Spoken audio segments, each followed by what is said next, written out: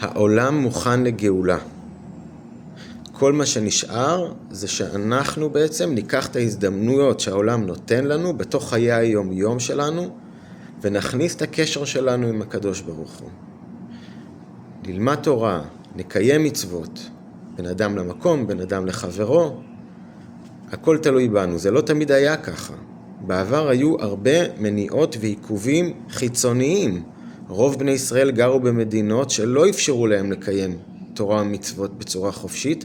הרבי מביא לדוגמה את ברית המועצות, שבעבר אנשים אשכרה הוצאו להורג על קיום תורה ומצוות, והיום ברית המועצות מאפשרת את זה.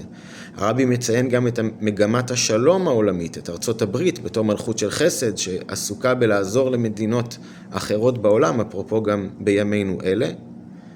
אז זהו, זאת המשימה שלנו, להכניס גאולה, הקדוש ברוך הוא מאפשר לנו את זה. שבת שלום.